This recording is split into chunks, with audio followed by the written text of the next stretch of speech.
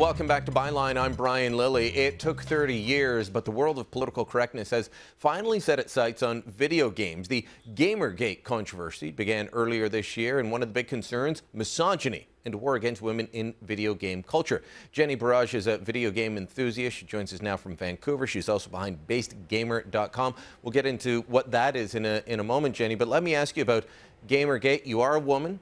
You play video games. Part of the controversy, my understanding, and correct me if I'm wrong, is that they didn't like the way women were portrayed. They didn't like the attitudes towards women. But you're saying, hold on, I'm a woman, I'm a gamer. There isn't a big problem here. Is that correct? That is absolutely correct. Now, what a lot of media is trying to do is trying to create a smear campaign on the GamerGate movement. Now, GamerGate isn't about women hating or isn't about misogyny. Instead, GamerGate is about ethics in journalism, in games journalism specifically. Now, for so many years, gamers have been putting up with breaches in ethics in games journalism. And I think now, as a whole movement, gamers have gotten together to fight against this corruption. Now, one of the scenarios that was told to me was that certain websites that were considered, they were reviewing games, but they were trying to inject politics into it, and there may have been questions surrounding their ethics and how they were doing that and how they were determining good games and bad games. Is that a fair way to do it? And then the gaming community kind of revolted and said, no, hold on a minute? Right. When it comes to game reviews, a lot of gamers like objectivity, and they like to know if a game is good or bad in the sense that it stands for good gameplay or good storyline or good mechanics. You know, putting feminist ideologies in game reviews should not really happen. Yeah, I look at it this way when I go to look at movies, and I'll look, and I just want to know, what's the movie about? Good points, bad points, and then I'll decide, is it for me, or if I'm looking at it for my kids, is it for my kids? Now, I will tell you that there are certain video games like Grand Theft Auto, which has received a lot of criticism for how women are treated in it. I won't let my sons play that. But there's a lot of reasons I won't let them play Grand Theft Auto, and feminist ideology might be down the list, well below violence and respect for police, private property authority, and so on.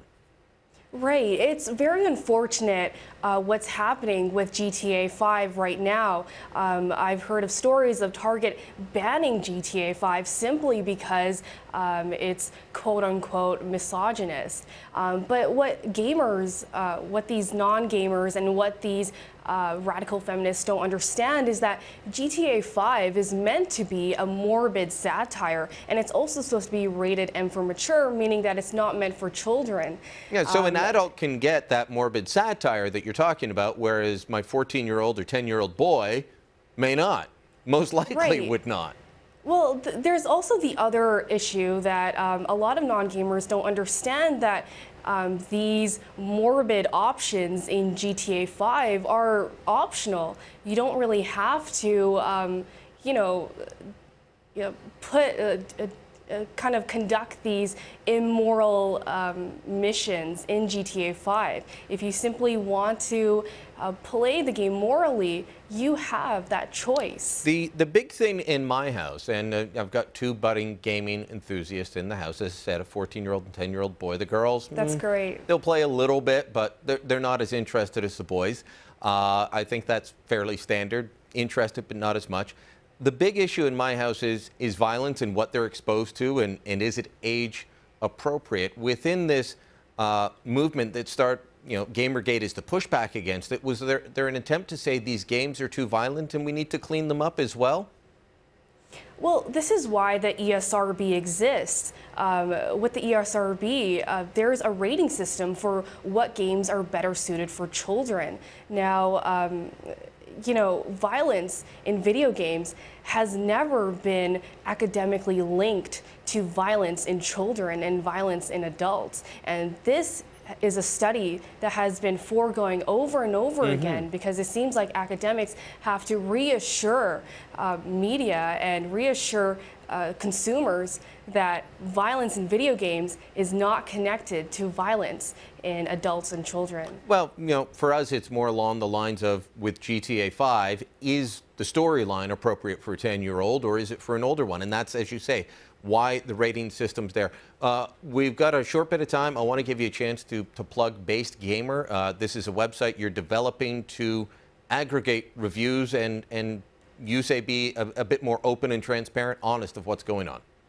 Right. So we've seen a lot of prominent gaming websites, including Metacritic, and including Kotaku and Gamasutra, not really be transparent and honest with their agendas and with their collusion and their nepotism. Based Gamer is going to solve this issue. Now, I'm not sure if you know this, but a lot of gamers see Metacritic as being a very notorious aggregator because we simply can't trust these review aggregations. So you're going to bring in a solution. Tell people where they can go to find this. So this is basedgamer.com, and right now we are a coming soon website. You can reserve your username on basedgamer.com. We also have an Indiegogo campaign, and we're doing quite well. All right, Jennie, thanks so much. Jennie Bharaj out of Vancouver, and basedgamer.com is where you can go. You want to join the conversation with hundreds of thousands of great Canadians, though? You can go to our Sun News Facebook page, facebook.com/Sun News Network. More to come.